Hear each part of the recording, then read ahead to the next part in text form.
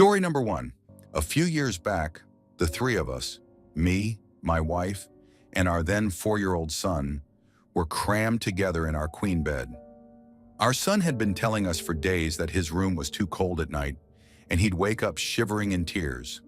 We wrote it off as him being fussy, but eventually caved and let him sleep with us. I'm not really a superstitious guy, have a basic job, normal life, and considered myself rational, at least until that night. It was just after 3 a.m. I know because I was scrolling aimlessly through articles on my phone, lying on my left, careful not to wake anyone with the screen's glow. I couldn't sleep. Honestly, the room itself felt off, heavier somehow. The air felt crisp even though we hadn't had the windows open for weeks. But I brushed it off. Maybe nerves, maybe the AC malfunctioning. Suddenly, I saw my son moving, not tossing or turning, just rising. His eyelids fluttered open, and he fixed his gaze, not at me but on the lamp atop the dresser at the far end of the bed. For a moment, it looked like his eyes were darting, but then, still as a statue, he zeroed in on the lamp. Then something happened I can't fully explain. I saw the lamp slide off the dresser. Not tip and fall, but slide.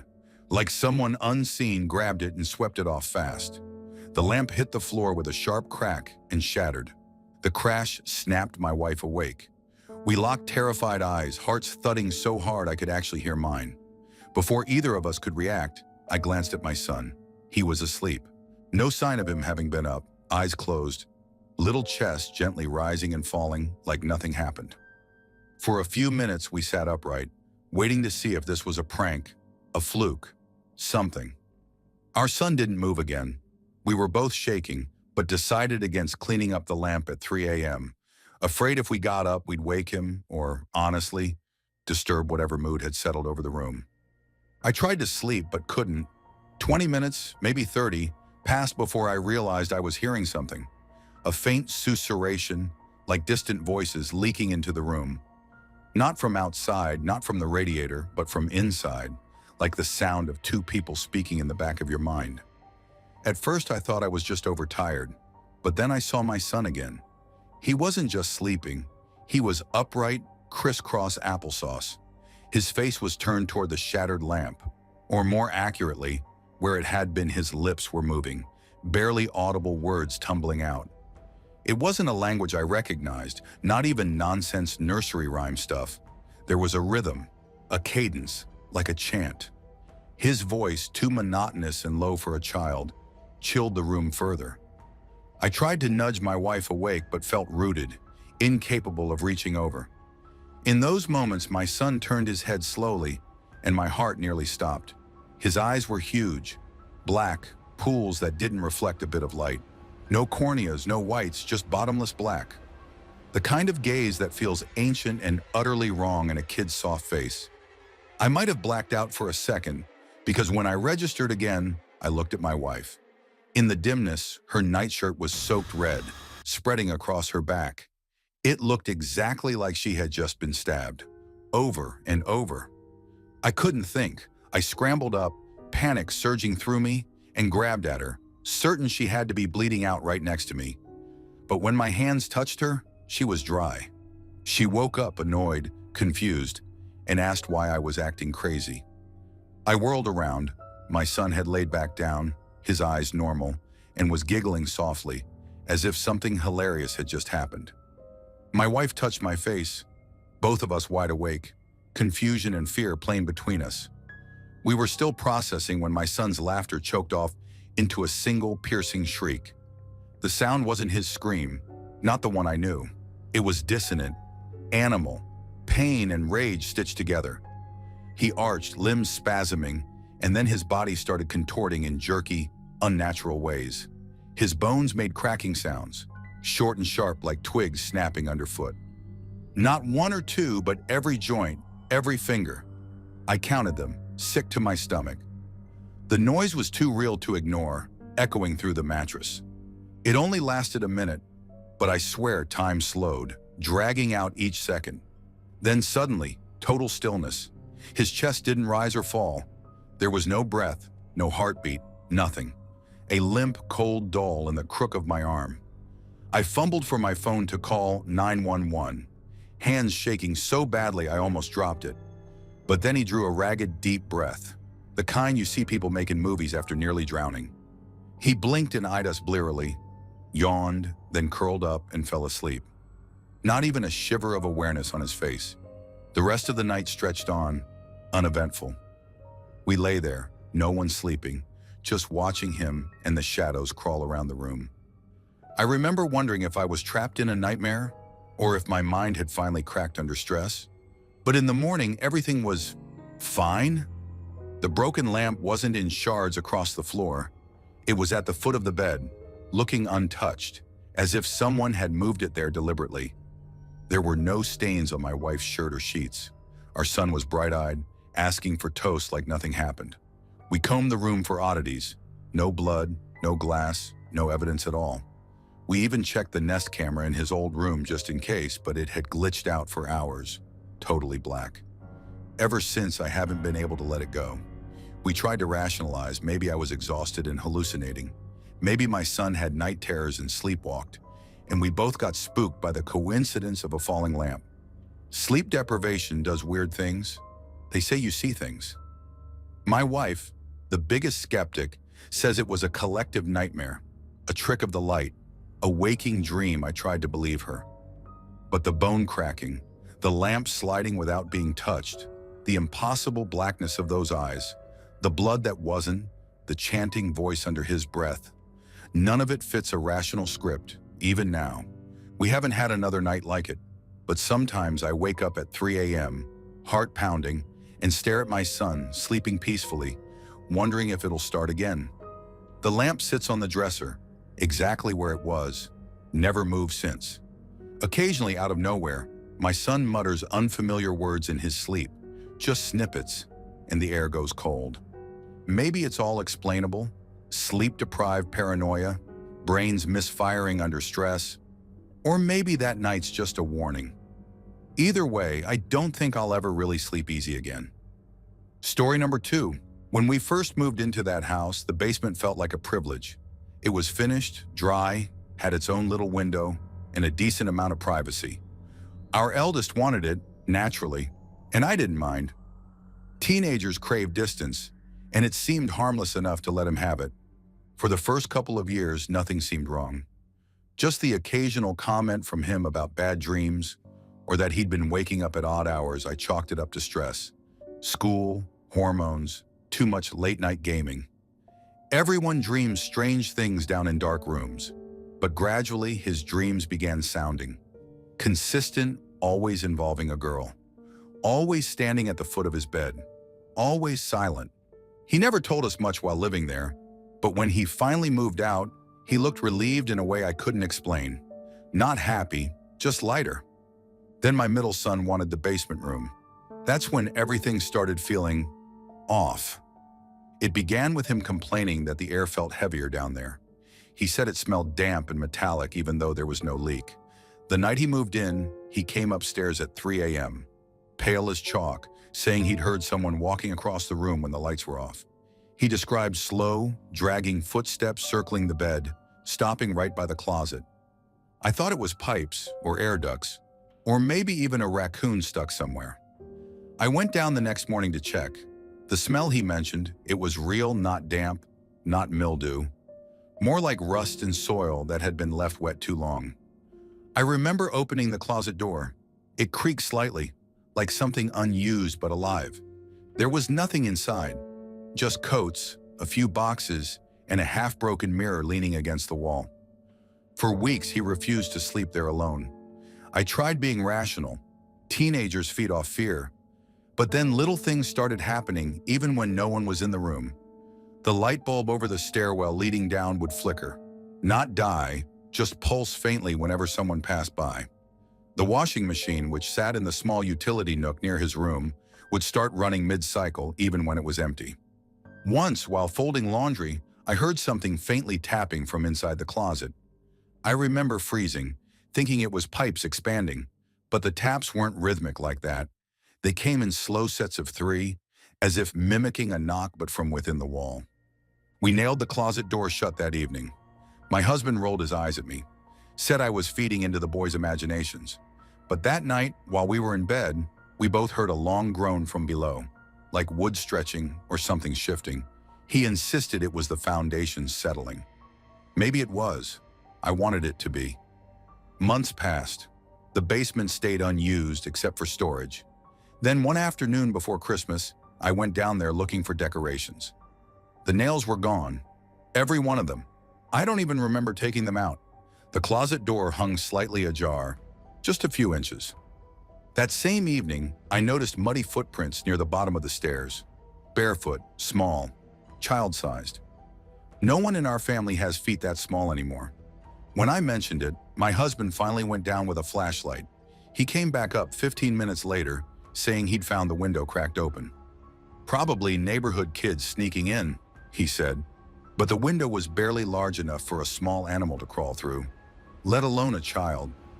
The next morning, my middle son told me he'd seen someone in the corner of his room while he was waking up. Said it was a girl with dark hair and a long dress.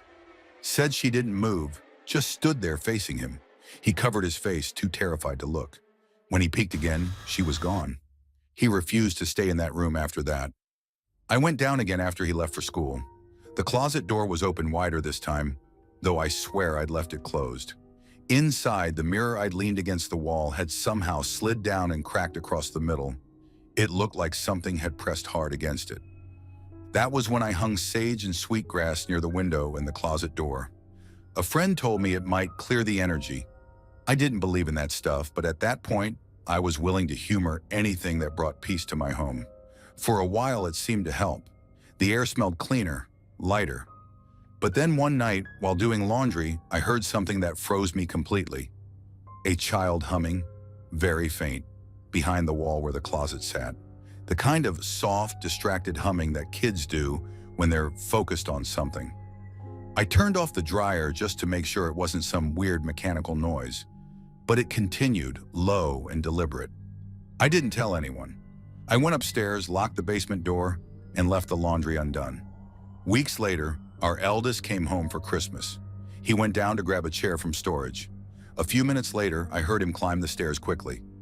He didn't say anything, just looked pale and distracted.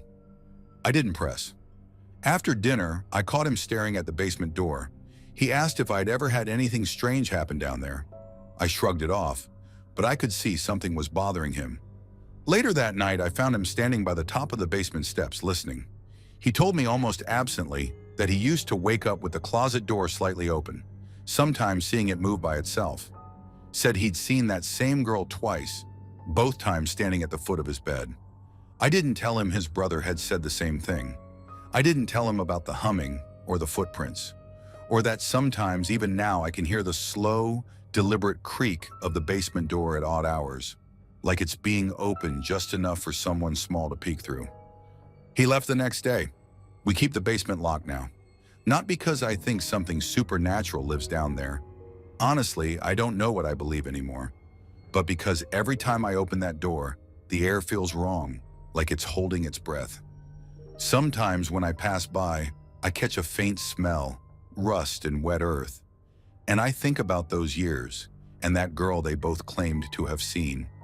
Maybe it was just night terrors, maybe bad wiring or carbon monoxide or some trick of sleep paralysis. But I can't shake the feeling that something stayed behind in that room.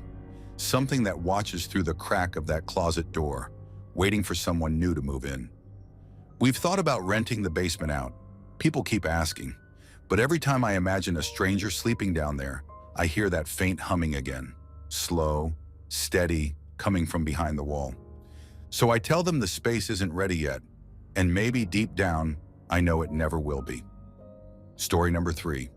When my mother-in-law bought that house, it looked ordinary enough. Quiet street, brick porch, little garden. It smelled faintly of varnish and mothballs, like a space that hadn't yet decided who it belonged to. Within a month, we'd all moved in. My husband, my 6-year-old daughter, our 3 dogs, and me. The first few weeks were fine. It was the sort of calm that hums too steadily. No leaks, no flickering lights, no creaks in the night. Even the dogs settled in quickly. The German Shepherd and the Terrier would wrestle in the backyard while the Beagle snored on the couch. My daughter played with them constantly.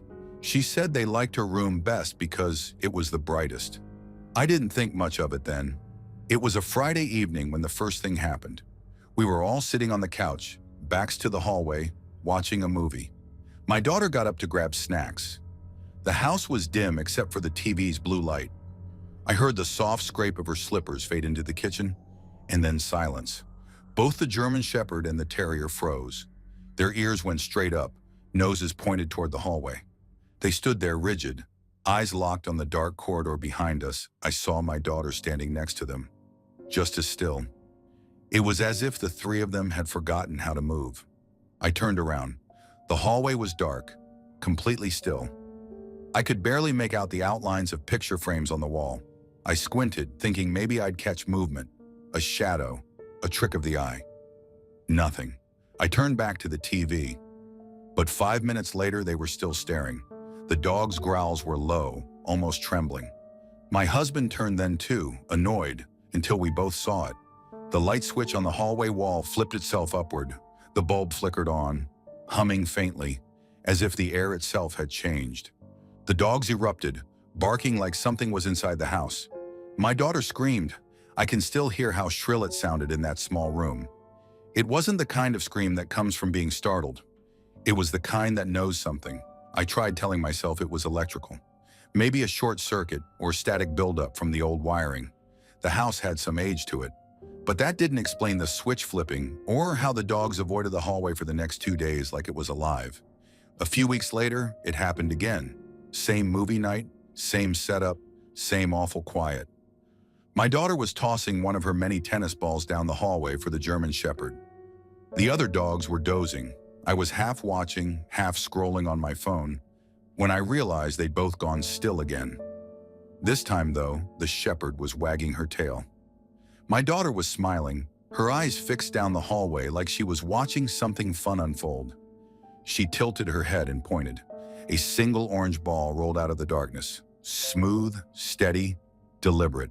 It stopped right beside her foot.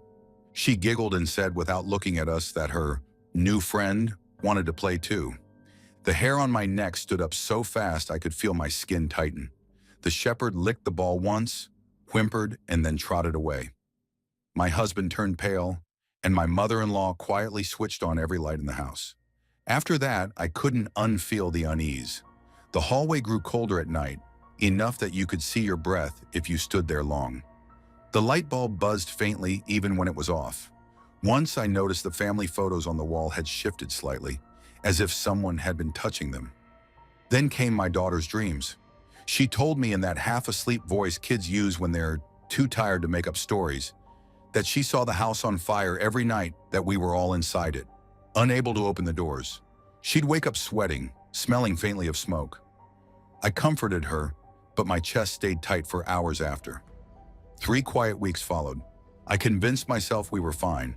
The dogs stopped staring into corners. My daughter's laughter filled the house again. We started leaving the hallway light on at night, just in case. Then one morning she woke us up before sunrise. She said the house smelled like it was starting. The words barely registered before I smelled it too. Thin, chemical, unmistakably smoky. We all rushed around, checking the kitchen, outlets, and finally the garage. That's where we saw it. Thin curls of smoke rising from a fluorescent light fixture attached to an old wooden beam. The beam was darkening at the center, scorched, just beginning to smolder. The light had been left on all night.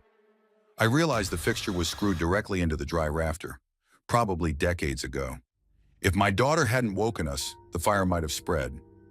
I felt that sick wave of realization, how close we'd been. My husband climbed up and switched the light off, the smell of burnt dust lingering long after. When I turned to look at my daughter, she was watching the beam quietly, almost studying it. Her face didn't show fear or relief, just a strange kind of calm. Then she said, in the same tone one might use to mention the weather, that she knew this was going to happen. She added that her friend had burned in a house once and that they didn't want to be alone anymore. I didn't sleep that night. The next morning I noticed black smudges on the hallway wall, like fingerprints smeared in soot. None of us had gone near that area after the garage incident. My husband scrubbed them off. They came back 2 days later, higher up this time. We moved out a month later. I didn't even look back when we left. The new apartment was small but bright, full of people and noise. For a while, things were normal again, until one evening during dinner, I noticed my daughter wasn't eating. She was sitting quietly on the floor, staring into the apartment's short hallway. The German Shepherd was beside her, tail wagging gently, eyes fixed on the same empty space. The air grew still, just like before. I realized I hadn't even unpacked that orange tennis ball, yet it rolled softly out of her room and stopped near her feet. My daughter smiled faintly, eyes unfocused, and whispered something under her breath I couldn't catch. The shepherd wagged faster, and the terrier, who'd been asleep moments ago, sat up suddenly and barked once, sharp and panicked. I didn't check the hallway. I didn't need to. The air already carried that faint, acrid trace of something warming, like a wire beginning to overheat. I told myself later that maybe it was static again, or a small draft rolling the ball from under a box. Maybe dogs just remember patterns. Maybe children dream vividly and forget to separate dreams from waking. But sometimes, late at night, I still hear the faint hum of that old fluorescent light in my mind. That same soft buzz that used to come before something happened. I try to ignore it. I try to be rational. Except a week ago, the new apartment's hallway light flickered on by itself in the dark. And the next morning, I found a black fingerprint on the wall, smudged as if someone had tried to wipe it clean but didn't quite finish. I keep telling myself it's nothing, but the dogs have started sleeping by my daughter's door again. And last night, I could have sworn I smelled smoke. Story number 4. When I was a kid, I hated visiting my grandparents' house. People always say old houses have character, but the only character I ever sensed there was wrong. I don't mean to sound dramatic, but it always felt bad in a way I could never name. Not loud bad, just this steady pressure, like nausea that settles right on your nerves, making you want to leave. It was a 2-story house on the outskirts of town, the kind that looked fine from the outside but somehow felt too quiet once you stepped in. The basement scared me most. It wasn't the typical monster under the stairs fear. It was the kind of place that made you aware of yourself, aware of the sound your breathing made, the echo of your own movements. My grandpa kept jars of nails and screws on dusty shelves, old tools hanging on hooks that looked like they hadn't been used since the 70s. The single light bulb down there buzzed faintly, and even when it was on, the corners stayed dark. When I was about 10, my mom and I stayed over for a few nights because my grandparents weren't feeling well. My grandpa's room was on the first floor, at the end of a narrow hallway that always seemed colder than the rest of the house. His bed was pushed against the wall under a wide window that faced the overgrown backyard. That night, I couldn't sleep. My mom was asleep beside me, her slow breathing steady and soft. I was facing the middle of the bed, my back to the wall and the window. The room was dark except for a pale light leaking through the curtains from the street lamp outside. The shadows from the branches outside kept shifting across the ceiling, moving slowly like something pacing. I don't know how long I lay there, but after a while I started to feel uneasy. Not scared exactly, just watched.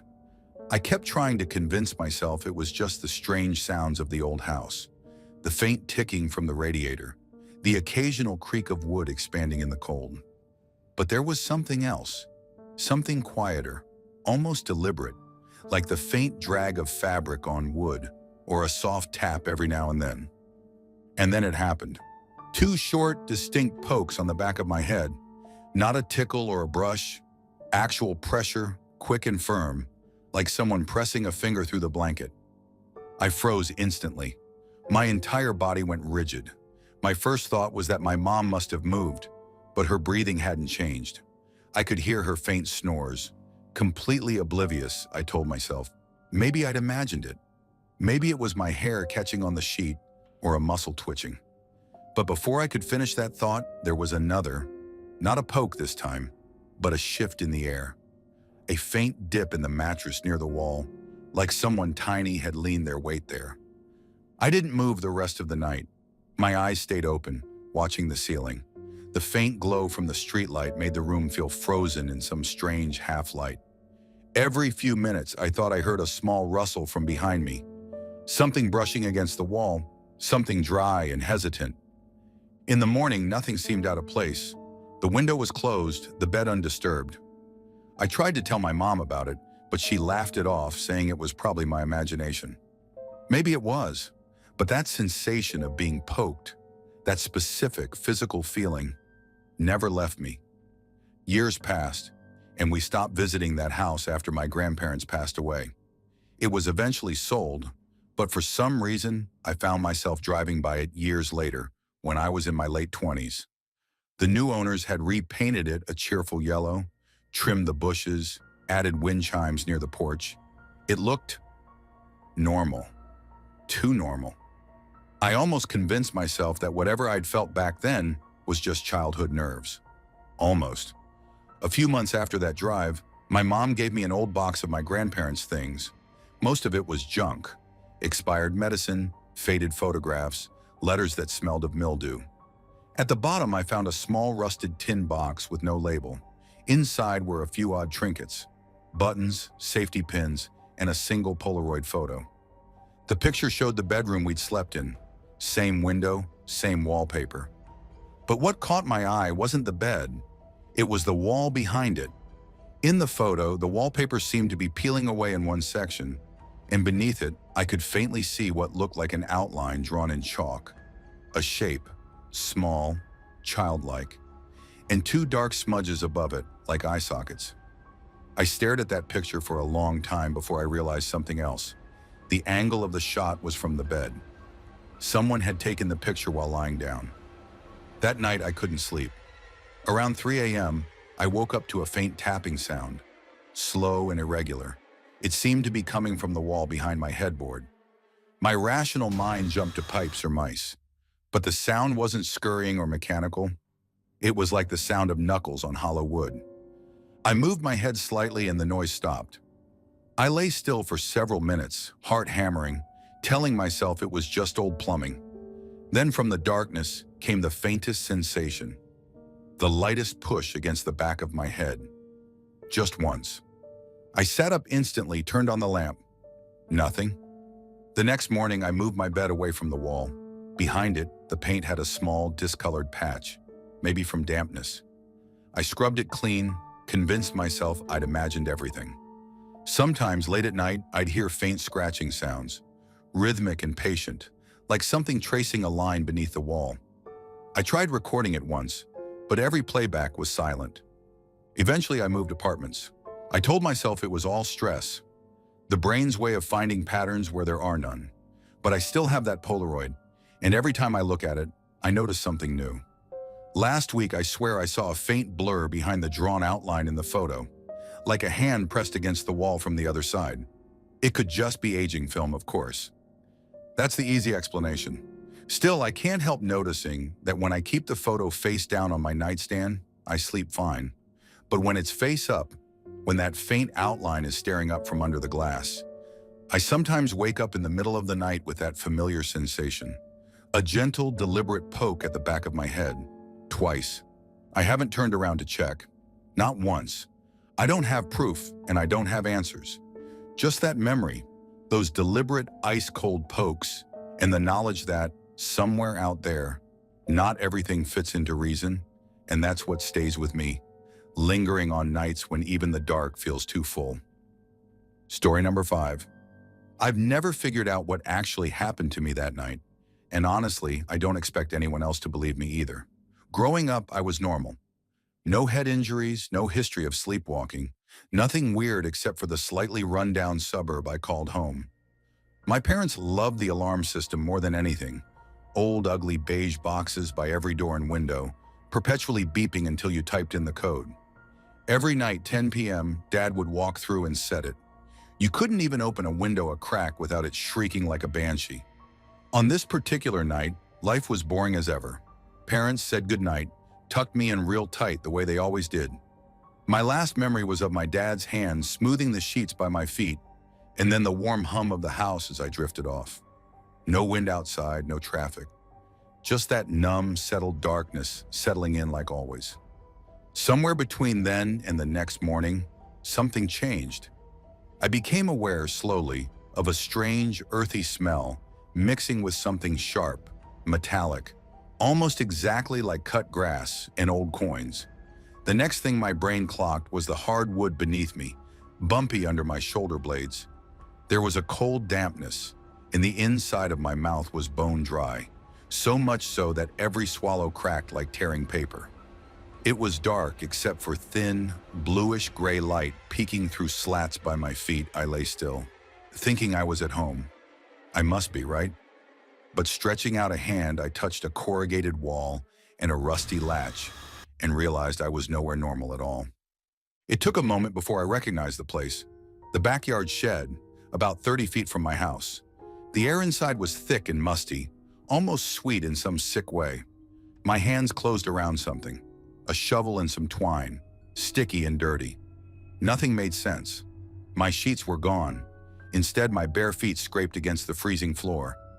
There was something sticky on my heel. Not blood, just, I don't know, sap? It clung, warm and odd, which made less than 0 sense in that freezing shed. You know that feeling when you try to piece together your night after a blackout, remembering bits and pieces but nothing in between? It was like that, only worse. There were no missing memories, just a blank void. No footsteps, no dreams, no sense of having walked out here at all. And here's the part that sends chills down my back years later. If I'd opened any door or window in the house, the alarm would have gone off. It always did. It was right outside my room and everyone's door squeaked. But there I was, lying in the shed, half covered in sawdust, and nobody else had heard a thing. From the shed, I could see tiny points of frost shimmering on the grass through the dim slit under the door. The house itself stood quiet and perfectly still. Not a light on. It was wrong somehow to wake up there, wrong to feel so displaced in my own skin. Trying to convince myself this was all a dream, I slowly slid the door's latch. The metal was so cold it bit my fingers. The garden smelled dense and sweet, like damp leaves after too much rain. But here and there, underneath it all, something else. A faint bite of bleach or ammonia. Treading cautiously, I tiptoed through the brittle grass. My breath felt sharp in my chest. Each soft step away from the shed made the darkness thicken, and I saw that something odd had been scored into the lawn. At first, I thought it was just frost or someone dragging a bike, but the lines were jagged and oddly symmetrical, in a way that grass never grows. My bare toes brushed dirty, squished leaves, and every inch felt unfamiliar and intrusive, as if I were walking through a stranger's yard. A low, almost inaudible vibration hummed under my feet. Maybe I was imagining it, the distant wires in the ground, or the deep industrial pipes somewhere far below. Inside, the house was silent as a tomb. Nothing was disturbed. No alarm, no lights on. My bedroom door hadn't budged.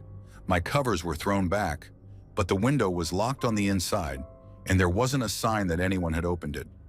I tried to tell myself maybe I had sleepwalked, even though I had never done anything close before. Maybe I'd had a fever or a nightmare, or maybe those lines in the lawn were just weird frozen patches from the cold. Still, I checked the alarm panel just to be sure. The digital screen, ugly blocky numbers, reported nothing unusual. Every door, every window was locked tight and undisturbed. No entry, no exit, no alarm triggered at all. I went back up to my room and collapsed under the covers, shivering hard even though the house was warm. I noticed then, as my body finally started to calm down, little flecks of grass and dirt in my nails, and the faintest trace of that sticky residue around my ankles. Not sap, not blood, not quite anything I recognized. Tiny welts forming, each one itching with slow, pulsing heat. Morning came. Nobody in my family knew anything. Everyone acted normal. Mom made pancakes, Dad read the paper, my sister grumbled about school. I kept looking for something off, some hint that I was dreaming, or maybe losing my mind. But the shed door was still slightly ajar, and the patch of grass I'd seen was gone, flattened or smoothed over, only faint ridges left if you looked at just the right angle in the sunlight. There was nothing in the dirt except a series of faint, overlapping shoe prints, one set matching my own. Sometimes I wonder if it was all some half-awake nightmare, but I still can't come up with a single good explanation for how I got outside, not through a locked window, not through a silent door, and definitely not through an alarm that everyone would have heard. Even now I get flashes of that metallic, sour smell. Randomly, years later, always when I'm least expecting it. Sometimes I wake up with that numb, cold sensation, and for just a split second, I can almost feel the shed floor beneath me again. And every spring the grass in that spot grows just a little lighter than everywhere else. Maybe nothing at all, but enough that sometimes when I look out my window at night, that patch makes me uneasy. My parents moved out years ago. I hardly ever go back. But sometimes if I let the fear settle in, as it did back then, I find myself counting every door and window, listening for the faintest chime, waiting to see if just maybe I'll wake up somewhere I shouldn't again. Maybe it was all in my head. Maybe it was some impossible sleepwalking episode or a busted alarm or pure coincidence. But I still can't shake the feeling that just under the surface of ordinary life, something was off that night. Some small, silent crack in the walls that keep nightmares out.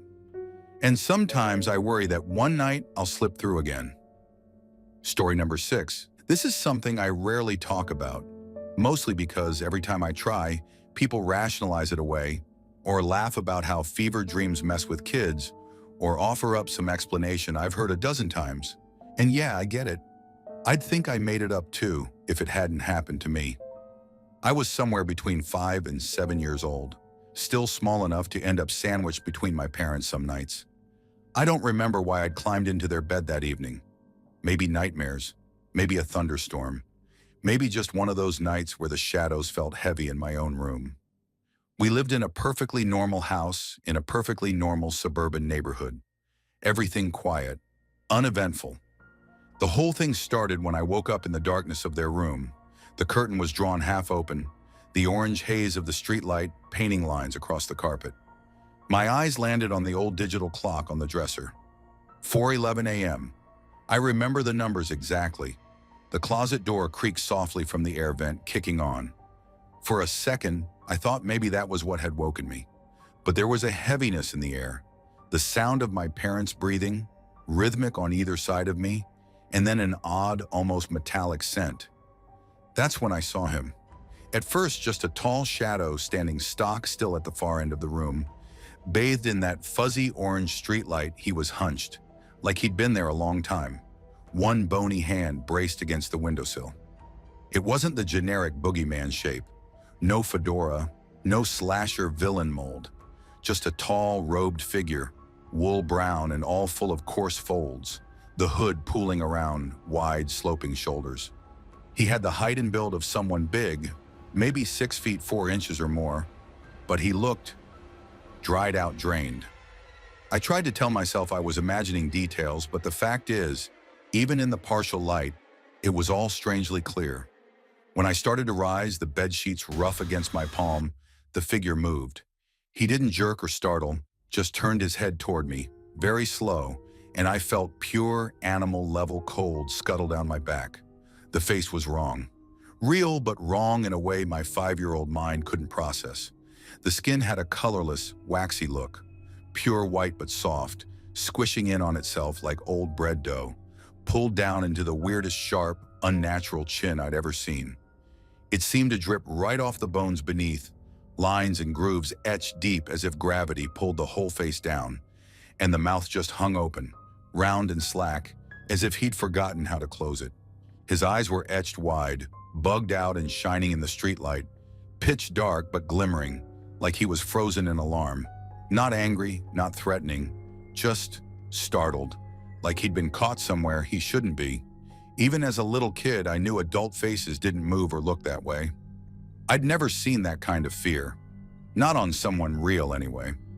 A thick, sloshing sound filled my ears like heavy rain on a roof, except there was no rain. My scalp prickled and my body locked.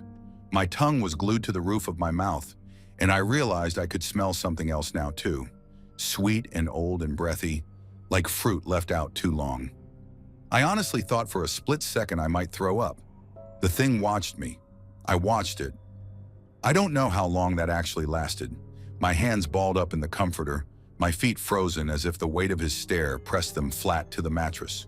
He began moving, still holding my gaze. shuffled slow past the foot of the bed. His robe brushed the old carpet in a hush. Whispery, grainy sounds I still hear from time to time. When I wake up way too early, I remember the way the air got thick as he passed, like stepping into a cloud of dust. He never looked away even as he drifted toward the door. His mouth stayed hanging open as if he wanted to say something, or scream, or maybe couldn't figure out how to breathe at all. The closer he got, the more it seemed like the room was shrinking around him, air buzzing behind my eyes. His head almost grazed the entry frame when he exited, but somehow he fit beneath it, shrinking or folding up on himself as he slipped out the open bedroom door. No footfalls, just that heavy, soft scraping. With each second, the smell faded, and something else happened. The humming quiet, that thick, too silent quiet you only get at 4 a.m., broke in a split second as all the lights snapped on, violently bright, flooding the room with white. I flinched, cover thrown over my eyes. My heart ricocheted through my chest. Both my parents sat bolt upright, gasping, practically clawing at their own chests. I watched them in the too bright light, both sweating and wide-eyed, panting like they'd been running in their sleep. I wanted to scream, but all that came out was a thin, trembling whimper. I could tell by their faces that they'd both had the same kind of terror, even if maybe it played out in their minds differently. They kept looking at the door, then at each other, then at me, silently, as if expecting me to say something. Eventually, my mother reached to touch my forehead, probably looking for a fever. My father got up to check the hallway and came back, shaking his head, probably thinking he'd heard something odd from the living room. Nobody mentioned the lights.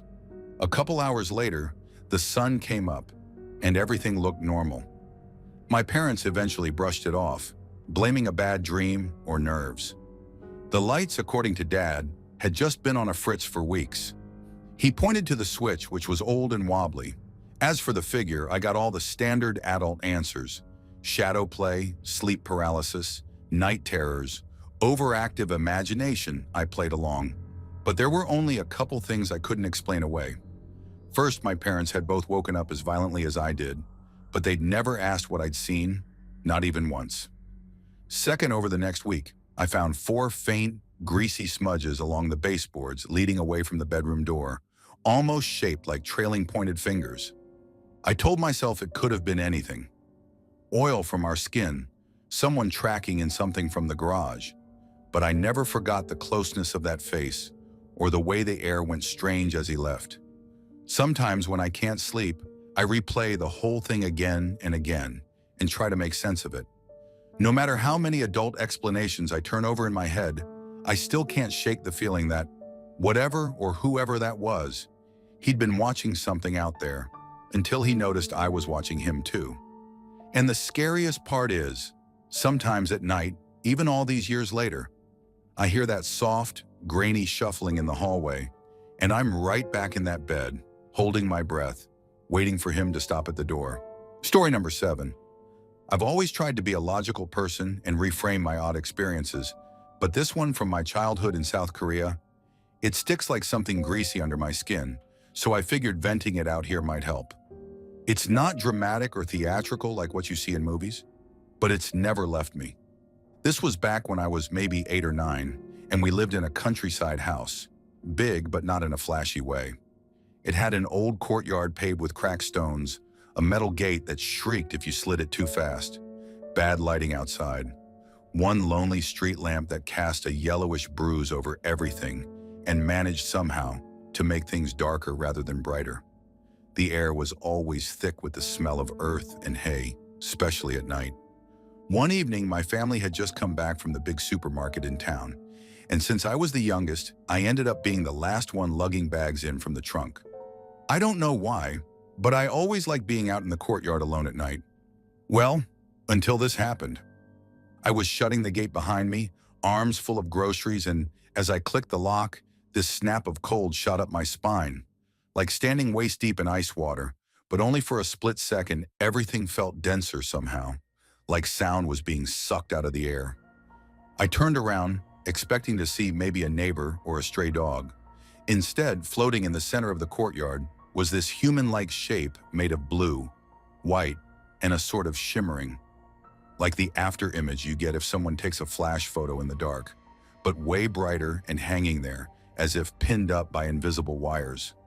The weirdest part, aside from it existing, was how it didn't really have a face, just a kind of suggestion, and its outline fuzzed into the air like smoke. It just hovered, maybe 2 or 3 feet above the ground, gliding silently closer, its light making the dark stones glow faintly under it. No sounds, not even from cicadas or the nightly hum of frogs from the fields. I couldn't move for a moment. All I remember is my heart racing in my ears. Feels like my body would refuse to obey if it didn't mean survival. Then panic snapped me loose. I tore up the steps, fumbling for the door handle. Frozen sweat trickled down my back. My hands felt like they belonged to someone else. Once inside, I slammed the door and slid the locks over in a series of clumsy, shaking hands. I ran, really all but tripped, into the living room and sat cross-legged in the lotus of old Lego bricks, pretending nothing happened. The TV flickered. I think my lips were moving, but I don't remember what I said. No one noticed anything odd. The light outside had gone back to its sickly yellow. I didn't mention it because, what do you say? Hey, I saw a faceless blue ghost in the courtyard, and it came at me. If I'd told my mom, she would have just blamed a combination of too much sugar and too many cartoons. That night, after forcing myself to stay awake, I somehow slipped into sleep anyway.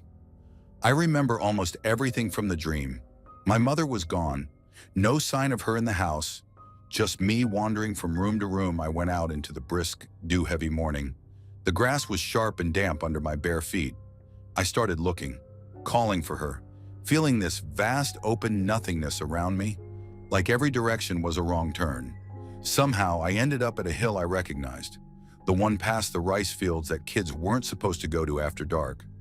Only now there was a door built right into the ground, rough, wooden, like something from a half-finished basement. It didn't belong there. The wood grain squirmed, pulsing slightly under my palm. I felt like I should turn back, but it felt like I was being pulled towards it. I pushed.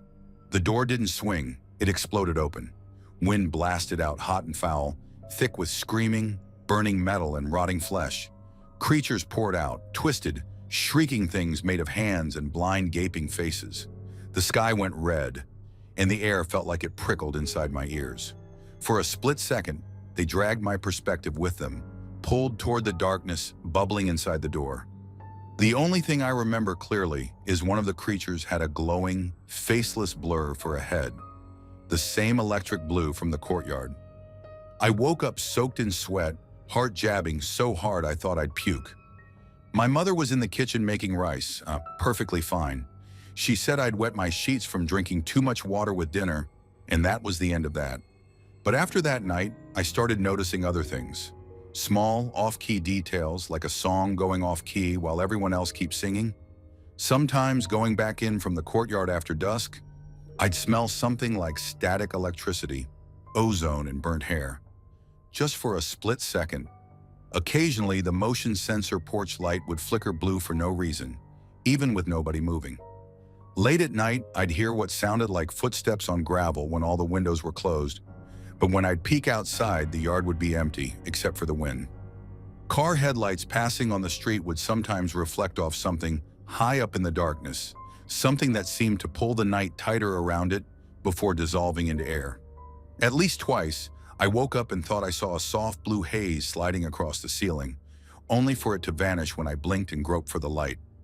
Still, I never saw the figure up close again, not like that first night. Part of me thinks it really was just a kid's brain, piecing together stray light, exhaustion, nerves. We lived close to the edge of the woods too, and foxfire showed up sometimes. Maybe that was it, though foxfire isn't supposed to float, or maybe a neighbor's security light malfunctioned. Night vision can play tricks. I know that, but every so often in those in-between moments when I'm alone in a quiet place, walking a dark hall at 4 a.m., or waiting for my car to heat up in the pre-dawn blue, I'll catch a flicker of something peripheral, a faint blue glow that crawls just outside the corner of my eye, hovering for a heartbeat, then disappearing before I can look twice. It always leaves the air feeling colder, heavy with static, and my body remembering the exact feeling of that first night, the mountain pressing in, the old wounds of a stone courtyard, and the memory of a door you know you shouldn't open, knowing you already did. I still tell myself it was just a trick of the light, a bad dream, or nerves buzzing at the edge of sleep. But there's always a tiny part of me that wonders, what if it wasn't?